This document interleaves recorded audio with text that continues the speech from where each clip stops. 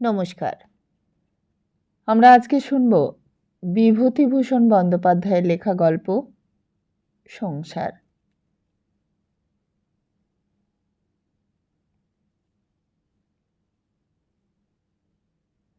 উপেন ভট্টাচার্যের পুত্রবধূ বেশ সুন্দরী। একটিমাত্র ছোট ছেলে নিয়ে অতি বড় পুরনো সেকেলে ভাঙা বাড়ির মধ্যে একাই থাকে। স্বামীর পরিচয় বউটি এই গ্রামে পরিচিতা নয়। অমুকের পুত্রবধূ, এটাই তার একমাত্র পরিচয়। কারণ এই যে স্বামী ভবতারণ ভট্টাচার্য ভবঘুরে লোক, যে গাঁজা খেয়ে মদ খেয়ে বাপের যথা সর্বস্ব উড়িয়ে দিয়েছে, এখন কোথায় যেন সামান্য মাইনেতে চাকরি করে। শনিবারে শনিবারে বাড়ি আসে, আবার কোনো শনিবারে আসেই না। শ্বশুর উপেন ভট্টাচার্য গ্রামের জমিদার মজুমদারদের ঠাকুর বাড়িতে নিত্য পুজো করেন। সেখানেই থাকেন, সেখানেই খান। বড় একটা বাড়ি আসেন না তিনিও। ভালো খেতে পান বলে ঠাকুর বাড়িতেই পড়ে থাকেন। নইলে সকালের বাল্যভোগে লুচি ও হালুয়া, পায়েস, দই, বৈকালের ফলমূল 12 ভূতে লুটে খায়। কোনো কোনো দিন সন্ধ্যের দিকে তিনি বাড়ি আসেন, হাতে একটা ছোট্ট পুঁটুলি, তাতে প্রসাদী লুচি ও মিষ্টি, ফলমূল, একটু বা ক্ষীরের ছাঁচ থাকে। তার নাতি করুণার বয়স এই 7 বছর। না খেতে পেয়ে সে সর্বদাই খাই খাই করছে। যা হয় পেলেই খুশি। তা কাঁচা আমড়া হোক আর পাকা নোনা হোক, চাল ভাজা হোক, তালের কল হোক, আধ পাকা শক্ত বেল হোক, খাওয়া পেলেই হলো। স্বাদের অনুভূতি তার নেই। ঝাল, টক, মিষ্টি, তেতো, তার কাছে সব সমান। ও করুণা, এই দেখো কি এনেছি। কি ঠাকুর দাদা? দাদু টাদু বলার নিয়ম নেই এইসব অজপাড়া গায়ে। ওসব শৌখিন শহরে বলি করুণা শেখেনি। সে ছুটে যায় উৎসুক লোভীর ব্যর্থতা নিয়ে। ঠাকুরদাদার পুডলি খুলে দুখানা আখের টিগলি, একটা বাতাসা ওর হাতে দেন। ও তাতে মহা খুশি। ঠাকুরদাদা যে জিনিস দেন, তার চেয়ে যে জিনিস দেন না, অনেক ভালো, অনেক বেশি। পুডলির সেই অংশে থাকে বৈকালী ভোগের লুচি, কচুরি, মালপোয়া ও তালের বড়া। যখনকার যে ফল, সেটা ঠাকুরকে নিবেদন করার প্রথায় এই ঠাকুর বাড়িতে বহুকাল থেকেই প্রচলিত। এখন ভাদ্র মাস, কাজেই তালের বড়া রোজ বিকেলে নিবেদিত হয়। করুণা এক আধবার পুঁটলির অন্য অংশে চাইলে, কিন্তু তাতে তার লোভ হয় না। ওরকম দেখতে খুব ছেলেবেলা থেকেই সে অভ্যস্ত। সে জানে ও অংশে তার কোনো অধিকার নেই। ঠাকুরদাদার দিকে ও বোকার মতো চেয়ে থাকে। উপেন ভট্টাচার্য গলায় কাশির আওয়াজ করে পুত্রবধূকে তার আগমন বার্তা ঘোষণা করতে করতে বাড়ি ঢোকেন এবং শটাং দোতলায় নিজের ঘরটিতে চলে যান। রোজ তার ঘরটিতে নিজেই চাবি দিয়ে বেরিয়ে যান এবং এসে আবার খোলেন। পুত্রবধূকে বিশ্বাস করার পাত্র নন তিনি। কোনো মেয়ে মানুষকেই বিশ্বাস নেই। ও বৌমা, বৌমা, ওপরে এসো। কে? বাবা?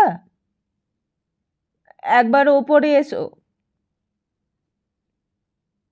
পুত্রবধূ ওপরে গিয়ে দেখে শ্বশুর পুঁটুলি খুলে কী সব খাবার জিনিস ত্রস্তভাবে হাঁড়ির মধ্যে পুড়ছেন। পুত্রবধূকে দেখে তাড়াতাড়ি তিনি হাঁড়িটার দিকে পেছন ফিরে বসে বললেন,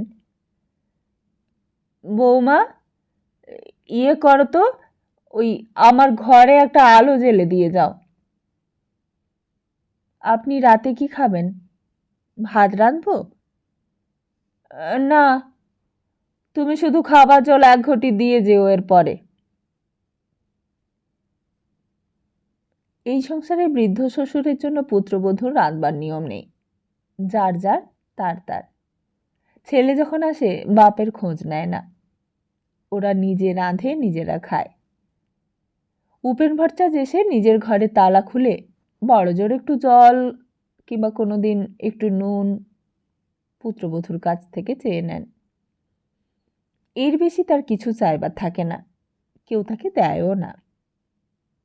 আজ পুত্রবধূ তার জন্য রান্না করার প্রস্তাবে তিনি খানিকটা বিস্মিত না হয়ে পারেননি মনে মনে। আর বোধহয় সেই জন্যই পুত্রবধূর প্রতি তার মনোভাব হঠাৎই বড় দরাজ হয়ে গেল। আর তার ফলে যখন আবাসে জলের ঘটি নিয়ে ঢুকল, তখন তিনি হাঁড়িটা সামনে নিয়ে বললেন,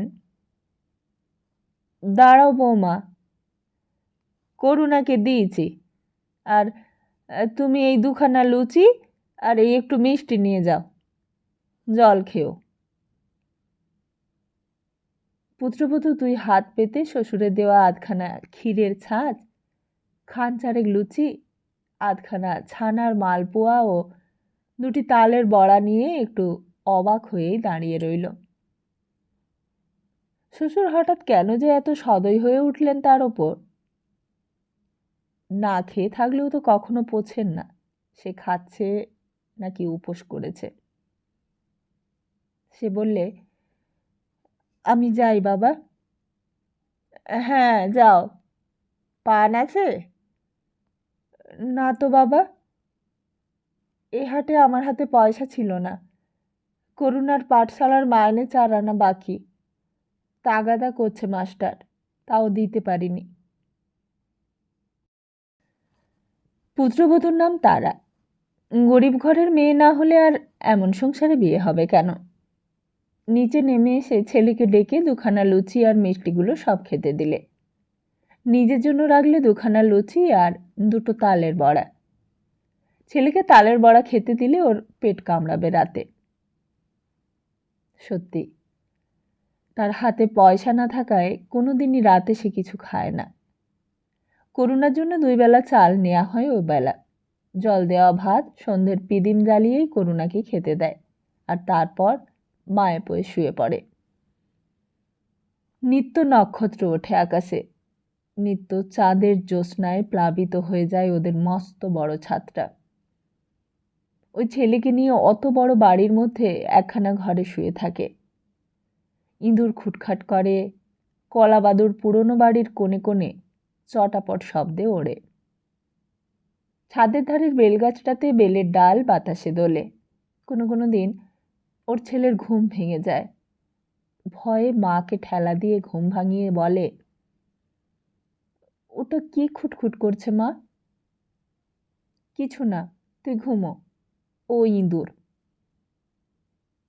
বাইরে ছাদে, ওই শোনো। ও কিছু না, তুই ঘুমো।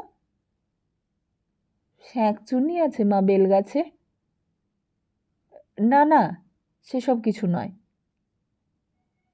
শোনো মা, রেতার দাদা গল্প করছিল, তাদের বাঁশঝাড়ে শাঁকচুন্নি আছে। রেতা নিজেও দেখেছে একদিন। বুঝলে মা? তুই ঘুমো, ওসব বাজে গল্প। আচ্ছা খোকন, আমি একা একা রাত 8টার সময় পুকুরে কাপড় কেচে আসি। কই, আমি তো কিছু দেখিনি। উপেন ভট্টাচার্যের পুত্রবধূ সাহস খুব, এই কথা গায়ের সকলেই বলা বলি করে। অত বড় প্রাচীন অট্টালিকায় বহু ঘরদোরের মধ্যে ছোট্ট একটি ছেলে সম্বল করে বাস করে ওই ভুতুড়ে বাড়িতে। বাবা মানে শ্বশুর তো কালে ভদ্রে বাড়ি ফেরে, স্বামীও প্রায় নেই। শনিবারে যদি বা এলো, রবিবার বিকেলে আবার চলে যায়। তা ধন্যী সাহস বটে মেয়ে ছেলের। কেউ কেউ বলে, মেয়ে মানুষের ভাই যাই বলো, অতটা সাহস ভালো না। স্বভাব চরিত্রের কার কীরকম তা তো কেউ বলতে পারে না। শেষ রাত্রে করুণা আবার মাকে ঠেলা মেরে বললে, ও মা, ওঠো না, কিসের শব্দ হচ্ছে? তুই বাবা আর ঘুমোতে দিলি নে। কই, কোথায় শব্দ? কে এসে দরজায় ঘা দিলে, কড়া নাড়লে ওদের ঘরের বাইরে। তারা ধর্মর করে উঠে বললে, কে? বাইরে থেকে উত্তর এলো, আমি, দৌড় খোলো। করুণা ভয়ে কাঠ হয়ে গিয়েছিল। হঠাৎই সে খুশিতে চেঁচিয়ে উঠল প্রায়, ও বাবা! তারা তাড়াতাড়ি উঠে গিয়ে খিল খুলে দিয়ে একগাল হেসে বললে, এসো এসো, একেবারে শেষ রাত্রিরে? ভালো আছো? হ্যাঁ, বাসটা খারাপ হয়ে গিয়েছিল রাস্তায়। আসতে যা কষ্ট হয়েছে। ওই তালপুকুরের মাঠের মধ্যে বাস খারাপ হয়ে দাঁড়িয়ে রইল রাত 10টা থেকে। এই খানিকটা আগে তখন চলল। তুমি হাত মুখ ধুয়ে নাও, জল গামলায় আছে, গাড়োতেও আছে, আমি ভাত চড়াই। ভাত? শেষ রাত্রিরে ভাত খেয়ে মরি আর কি। আমার পুটলির মধ্যে সরু চিড়ে আছে, তাই দুটো ভিজিয়ে দাও। খোকা, সরে আয়, তোর জন্য জিলিপি কিনেছিলাম। তা মেয়ে সব নেতা হয়ে গিয়েছে। এই নাও, খোকারে দুখানা দেও। তুমিও দুখানা খাও। আমি খাবো না, তুমি খেয়ে একটু জল খাও। ওগো না না, যা বলছি শোনো না। আমার পেটটা ভালো না কদিন থেকে। ওই সরু চিড়ে ভিজিয়ে লেবুর রস আর নুন মেখে বেশ কচলে কচলে কদ বের করে। থাক থাক, তোমাকে আর শেখাতে হবে না, হাত মুখ ধুয়ে এসো। যাব, তার আগে একবার গার্ডটা দাও দেখি, গামছাখানা এখানে রেখে দাও, আমি এক্ষুনি আসছি। তারা তক্ষুনি চিড়ে ভেজাতে দিলে। স্বামী এসে হাত মুখ ধুয়ে বসল। তার সামনে পাথরের একটা বড় বাটিতে চিড়ের কদ, নুন লেবু মিশিয়ে তাকে খেতে দিলে। স্বামী একটুকু মুখে দিয়েই বললে, বাহ, বেশ, নুন লেবু মিশিয়ে বড় চমৎকার খেতে লাগছে। আর দেব? না না, এটাই বেশি হয়েছে। তা হ্যাঁ গা, ধার দেনা কত এবার? ওই মাছ কিনেছিলাম একদিন 4 আনা, একদিন 2 আনা, আর খোকা আম সত্ত্ব খেতে চেয়েছিল, তাই বোস্টম বাড়ি থেকে কিনে এনেছিলুম 2 আনার। আম সত্ত্ব আবার কিনতে গেলে? বড় নবাব হয়েছে না? স্বামীর মুখে কড়া সুরের কথা শোনা এই প্রথম নয় তারার। ওর চেয়ে অনেক বেশি রূঢ় ব্যবহার কথা সে সহ্য করে আসছে স্বামীর। গা শোয়া হয়ে গিয়েছে তার, তাও বিনি দোষে। খোকা খেতে চেয়েছিল। ছেলে মানুষ আবদার ধরলে ও কি বোঝে কিছু? অবোধ। না দিতে পারলে কষ্ট হয়। বারে, খোকা কাঁদতে লাগলো, দেব না কিনে? না, বাপের বাড়ি থেকে পয়সা এনে দিও। মুখ সামলে কথা কও বলছি, বাপ তুলো না, খবরদার। হুরি বাপরে, দেখো, ভয়তে ইঁদুরের গর্তে না ঢুকি। তবুও যদি বাপের বাড়ির চালে খড় থাকতো। তা ছিল না বলেই তো তোমার মতো অজপাড়া মুখ কুকে আর মাতালের হাতে বাপ দিয়েছিল ধরে। তবে রে, স্বামী ভবতারণ হাতের কাছে ছাতা পেয়ে তাই উঁচিয়ে তেড়ে গেল তারার দিকে। করুণা চিৎকার করে কেঁদে উঠল ভয়ে। ওপর থেকে উপেন ভট্টাচ বলে উঠলেন, কে কে? কি হলো? কে ওখানে? ভবতারণ উদ্যত ছাতা নামিয়ে বললে, তোমায় আমি ফের যদি। ছোট লোকের মেয়ে কোথাকার। খবরদার, আবার বাপ তুলছ? বেরো তুমি বাড়ি থেকে, দূর হও। তোমার মুখে ছায়ের নুড়ো দেব বলে দিচ্ছি, বেরো। হারামজাদি, দেখ, এখনো মুখ সামলে বলে দিচ্ছি, বেরোবো কেন? তোর কোন বাবা এই বাড়ি করে রেখে গিয়েছিল জিজ্ঞেস করি? তুই বেরো। করুণা আকুল সুরে কাঁদছে, বাপ মা ধুমধুমার ঝগড়ার মাঝখানে পড়ে গিয়ে। ওর মা এসে ওকে কোলে নিয়ে বললে, চল খোকা, আমরা এই বাড়ি থেকে চলে যাই, ওরা থাকুক। যাদের বাড়ি, তোর আমার বাড়ি তো না। খবরদার, খোকাকে ছুঁয়ো না বলছি। যাবি হারামজাদি তো একলা মর্গে যা। খোকা তোর না আমার। বেশ, রাখো খোকাকে, আমি একলাই যাচ্ছি। যা, বেরো। করুণা ছুটে গিয়ে মাকে জড়িয়ে ধরে বললে, মা, তুমি যেও না মা, আমি তোমার সঙ্গে যাব। ভবতারণ বললে, খোকন, কেঁদো না, তোমায় আমি কলকাতায় নিয়ে যাব, রেলগাড়ি কিনে দেব, মোটর কিনে দেব, এসো। করুণা কান্নায় জড়িত সুরে বললে, না। এসো না। কলকাতায় যাবি নে? না। মাকে সে আরো বেশি করে জড়িয়ে ধরে। এমন সময় ওপর থেকে উপেন ভট্টাচার্য নেমে এসে ছেলেকে বললেন, তুই কি চেঁচামেচি আরম্ভ করলি ভোর রাত্রিরে? তুই মানুষ হলি নে, এই দুঃখে আমি বাড়ি আসিনে। কেন মিছিমিছি বৌমাকে যাতা বলছিস? আমি সব শুনছি উপর থেকে। তোরই তো দোষ। ও আমার ঘরের লক্ষ্মী। আপনাকে তো কিছু বলিনি। আপনি ওপরে যান বাবা। আমাদের কথার মধ্যে আসতে কি বলেছে আপনাকে? আমি যাই না যাই সে আমি বুঝবো। আর তুই যে বলছিস বৌমাকে বাড়ি থেকে বেরোতে, তা আমার বাড়ি নাকি তোর বাড়ি? আমি আজও বেঁচে নেই? তোর কি দাবি আছে এই বাড়ির ওপর? আমি ওপর থেকে সব শুনেছি। বদমাইশ পাজি কোথাকার। আমি মরবার আগে খোকনকে বাড়িটা লিখে দিয়ে যাব। কালই যাচ্ছি আমি সদরে।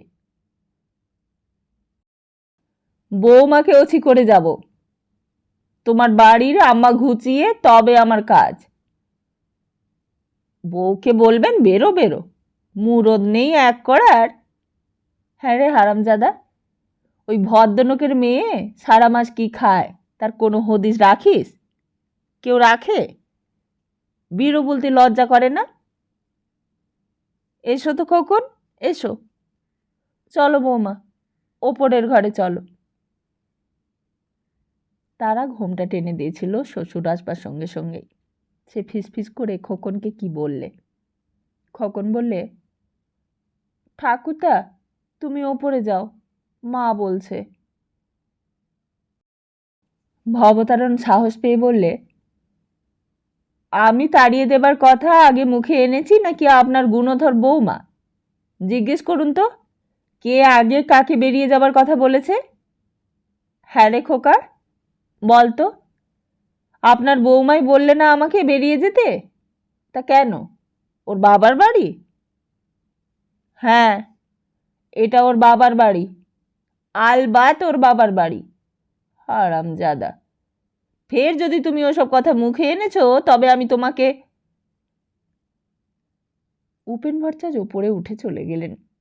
ভবতারণ চুপ করে বসে রইল তক্তপোষের এক কোণে।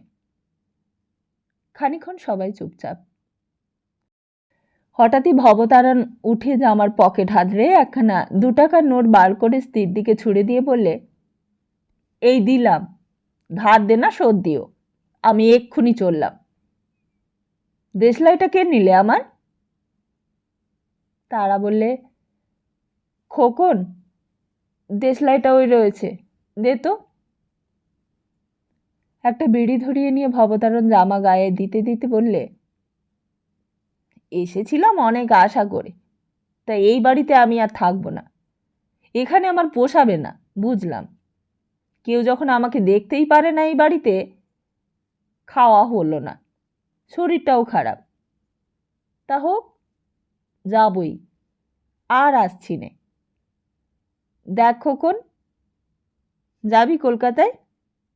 চল আমার সঙ্গে, মোটর কিনে দেব, লেবেনচোস কিনে দেব। করুণা নিরুত্তর। যাবি? না। এসো আমার সোনা, আমার মা নেই, চলো আমার সঙ্গে। এই সময় তারা এগিয়ে এসে স্বামীর হাত ধরে বললে, কেন পাগলামি করছো? বসো, এখনো অন্ধকার রয়েছে। এখন কোথায় যাবে? ছি, ছাড়ো, হাত ছাড়ো। ঝটকা মেরে ভবতারণ হাত ছাড়িয়ে নিলে। তোমার মতো ইতরের সঙ্গে আমি কথা বলিনি, আমি খোকনের সঙ্গে কথা বলছি। রাগ করো না।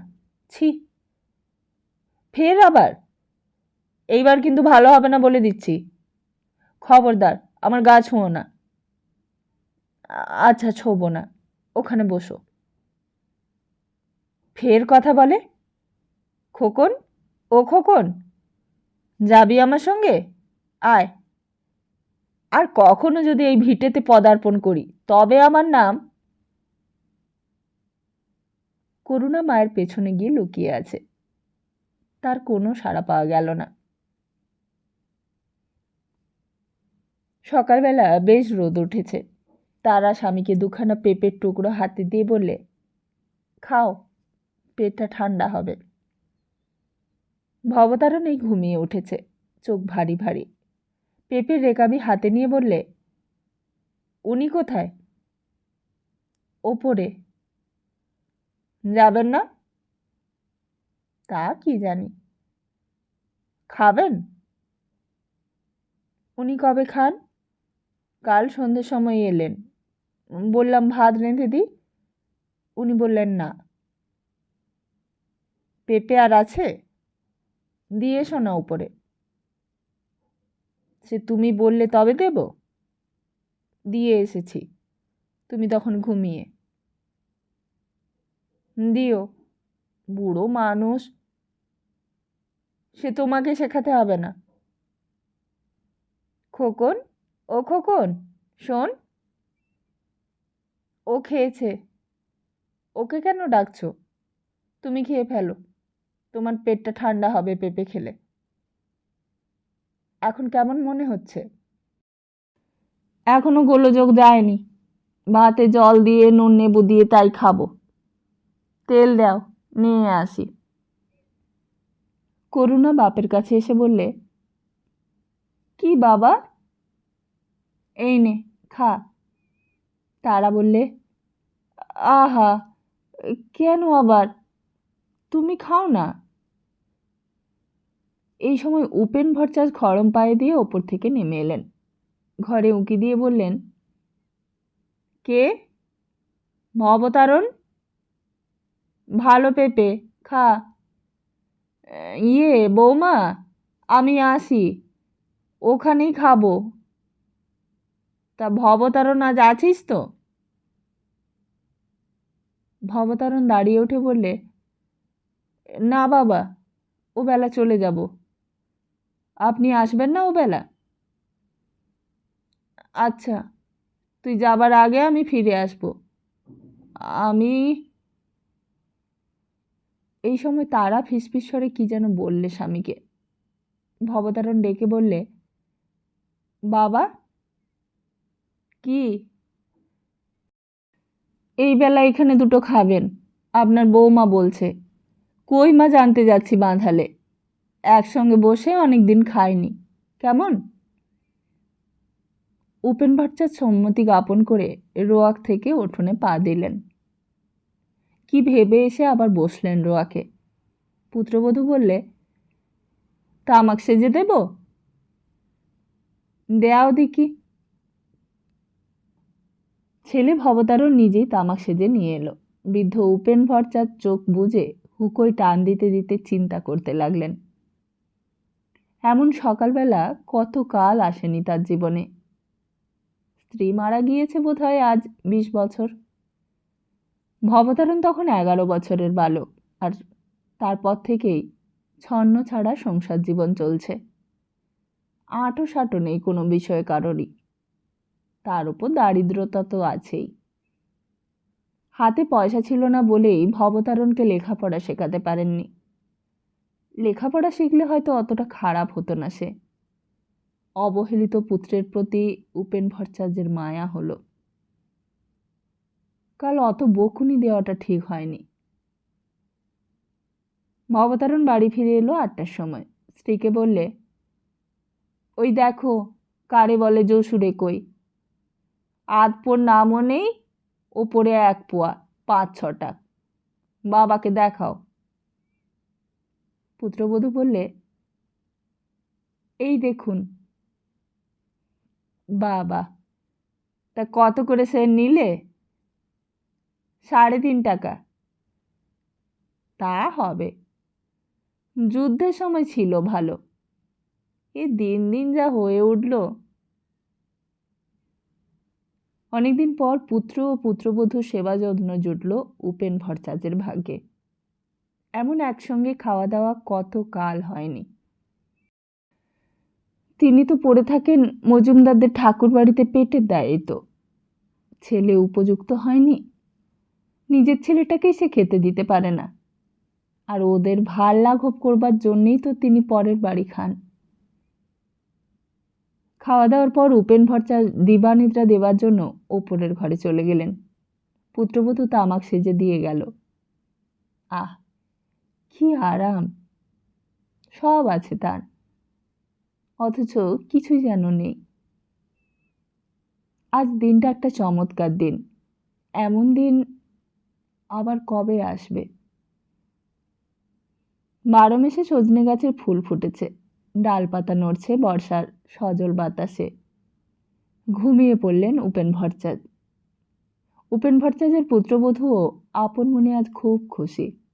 ছন্নছাড়া ভাঙা বৃহৎ বাড়ি আজ যেন কার পাদস্পর্শে লক্ষ্মীর সংসারে পরিণত হয়েছে।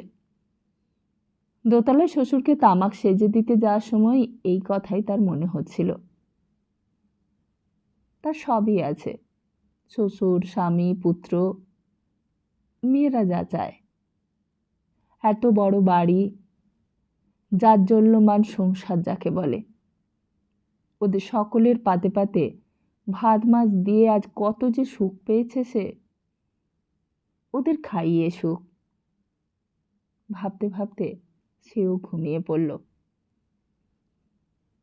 ভবতারণ অন্যদিন খেয়ে দিয়ে আড্ডা দিতে বেরোয় রায়পাড়ার হরু রায়ের নাতি অমূল্য রায়ের ওইখানে। স্থলপথে যাত্রী দুজনেই। দুপুরের পর ভরা পেটে মৌতার জমে ভালো।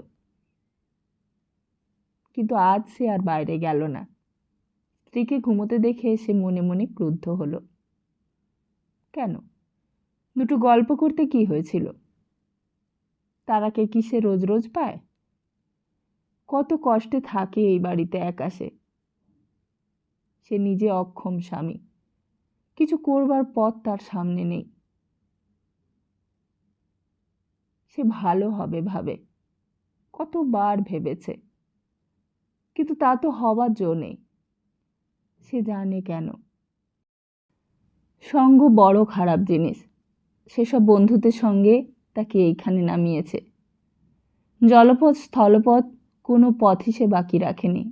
আজকের সংকল্প কাল উড়ে যায় কর্পূরের মতো। তবুও আজকের দিনটি একটা সুন্দর জাঁকালো শান্ত দিন হয়ে থাক তার জীবনে। তারাকে ঘুম থেকে উঠিয়ে বললে, চা আছে ঘরে, চা করো, বাবাকেও দিয়ে এসো, আর আমিও একটু খাই। না, চা খায় না, নেবু আর নুন দিয়ে চিড়ের কদ করে দিই। স্ত্রী সত্যি তাকে যত্ন করবার চেষ্টা করে, তার অদিষ্টে নেই। এতে কার কি দোষ? তারা সত্যি বড্ড ভালো মেয়ে। এদিকে দিবানিদ্রা ভেঙে উপেন ভট্টাচার্য সবে উঠেছেন। অমনি পুত্রবধূ গরম চায়ের গ্লাস নিয়ে এসে তার হাতে দিলে। মিশিত চোখে পুত্রবধূর দিকে চেয়ে বললেন, কি চা বাড়িতে ছিল? ছিল। বেশ বেশ। পুত্রবধূ হাসি মুখে বললে, আর কিছু খাবেন? হ্যাঁ, তা কি খাওয়াবে?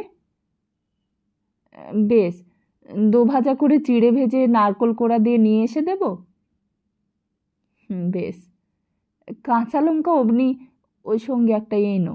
আর শোনো, ভবতারণকে আর খোকনকেও দিও।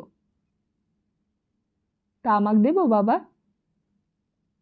এখন না, ওই চিড়ে ভাজাটা আগে খাই, তারপর। বাহ, মৌতাতটা নষ্ট করে দেবে বৌমা? এমনি সুন্দর হাসি খুশির মধ্যে সেই দিনের সূর্য ডুবে গেল জামাদার বড় বিলের ওপর। সারাদিন কেউ কোথাও নেই, ভবতারণ চলে গিয়েছে। যা সামান্য দুটো টাকা দিয়ে গিয়েছে তাতে 5 দিনেরও চাল হবে না। উপেন ভট্টাচার্য গিয়ে উঠলেন মজুমদারদের ঠাকুর বাড়িতে। একাই রয়েছে তার পুত্রবধূ সেই প্রকাণ্ড ভাঙা বাড়িতে ছোট্ট ছেলেকে নিয়ে রাত্রে। আবার কলাবাদুর ওড়ে কড়ি কাঠের খোপে খোপে, প্যাঁচা ডাকে ডুমুর গাছের নির্জন অন্ধকারের মধ্যে। করুণা ঘুমের মধ্যে মাকে বলে, ওটা কিসের শব্দ মা? মা, ওঠো ওঠো, ওটা কি মা?